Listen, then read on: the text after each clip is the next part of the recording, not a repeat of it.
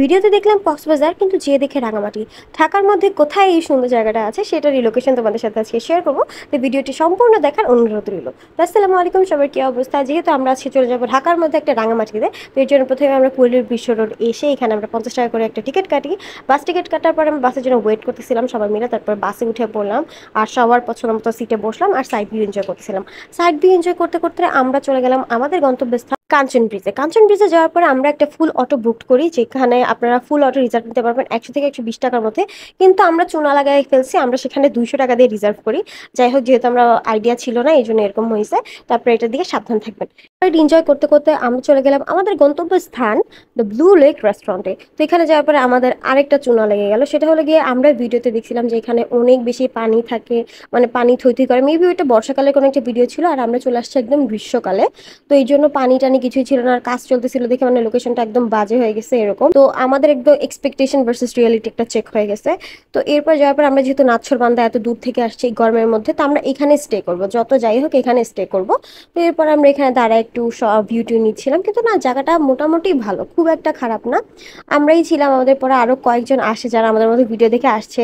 তো তাদেরও এরকম সমস্যা দেখে তারা চলে গেছে। তো এখানে একটা সুন্দর দোলনা ছিল, আমি এখানে গিয়ে একটু দোল খাচ্ছিলাম। এরপর আমার পরে নরিন বসলো। নরিন দোলনা খাইছে কম, আর জায়গা পরিষ্কার করছে বেশি ওর সালোয়ার দিয়ে, এটাই বোঝা গেছে। তো এরপরে ড্যাড আমাদের জন্য ওই চিপসটা নিয়ে আসে।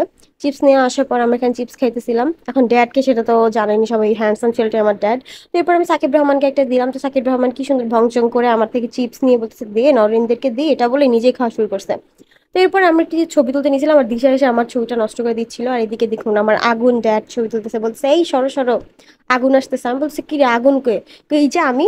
তো যাই হোক, এখানে আমরা হাসাহাসি করে ছবি টবি তুলতেছিলাম, ভিডিও ক্লিপ নিচ্ছিলাম, আর দিশা সবসময় এসে আমার পোজ নষ্ট করে। এরপর চলে আসলাম আমাদের একটা ফ্যামিলি পিকচারে। এখন ফ্যামিলি পিকচার কি সেটা আপনারা আমার আগের ব্লগ দেখলেই বুঝতে পারবেন, যে আমাদের ফ্রেন্ড গ্যাং এর ভিতরেই সবাই সবার কোনো না কোনো একটা মানে রিলেটিভ আমরা নিজেরা নিজেরা বানাইছি এরকম।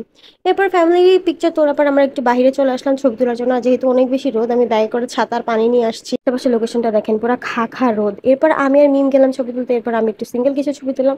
এরপরে আমাদের ছবি তুলেছিল ওরা ছাতা মাথায় দিয়ে। এরপরে আমরা একটু ভাবলাম যে না, আমরা একটু পানি টানি খাই, কজ অনেক বেশি গরম। তো এখান থেকে আমরা একটু পানি ড্রিঙ্কস খেয়ে এসে এখানে বসে বসে এই ভিউটা এনজয় করতেছিলাম। আর এটা এত ভালো লাগতেছিল, তখন এখানে খুব বাতাস ছিল যার জন্য অনেক বেশি ভালো লাগতেছিল। তো এরপর ছায়ায় বসে আমরা সবাই মিলে একটু উনো খেলা স্টার্ট করি সবাই মিলে। আর এখানে আমরা দিশার একদম চুনা লাগাইছি, আর ড্যাড তো অনেক বড় চুনা খাইছে, বলছে আমি বড় মাপের প্লেয়ার, বাট কিছুই না। এরপর আমাদের মাঝে চলে আসলো ফারদিন। ফারদিন বলে আমি নাকি ওকে কখনো ভিডিওতে নিয়ে নেই, এই জন্য। তো ফারদিন আসার পরে এই কোল্ড কফিটা অর্ডার করে, যেটা অনেক বেশি জঘন্য ছিল। তারপর আমাদের ফ্রাইড রাইসটাও চলে আসে। আমাদের ফ্রাইড রাইসটা মোটামুটি ভালোই ছিল। আর এদিকের এই রাস্তাটা এত বেশি সুন্দর ছিল ভাই। যেখানে গেছিলাম সেখানে একটা পাশে ছোট্ট একটা মেলা বসছিল, আর মেলা দেখেই তো আমরা একদম পাগল হয়ে গেছি যে চল চল মেলায় যাবো। আর মেলায় যেয়ে দেখতেছি যে ম্যাজিক বোর্ড ছিল, নাগরদোলা ছিল। নাগরদোলাতে উঠিনি, ডিরেক্ট ম্যাজিক বোর্ডে উঠছি। তো উঠার পরে আমরা সবাইকে বলছিলাম যে আয় আয়। এরপর সাকিব ম্যানিপুলেট হয়ে সাকিবকে আমরা নিয়ে আসি যে সাকিব আয়, আমরা অনেক মজা হবে, অনেক কিছু করবো। একদম পিছনের সিটে বসছি আমরা, বসে তখন আমাদের রাইডটা মাত্র শুরু হয়েছে।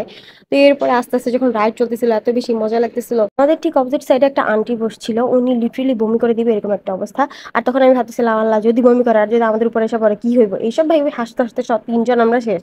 তো এরপরে আমাদের মেলার ঠিক অপোজিট সাইডে আরেকটা রেস্টুরেন্ট ছিল, এটা মেবি বন্ধ ছিল, বাট ওইদিকে ম্যাক্সিমাম রেস্টুরেন্টের না এরকম একটা ভিউ ছিল আর কি, পানি পানি টাইপের।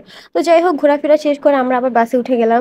বাসে উঠে আবার কুড়িল বিশ্ব রোড, তারপর ইসিবি, তারপর বাসায়। তো আজকে আমাদের ভিডিওটা এই পর্যন্ত। আশা করি আপনাদের কাছে ভালো লাগবে, আর ভালো লাগলে অবশ্যই লাইক কমেন্ট শেয়ার করবেন। তো আল্লাহ হাফিজ।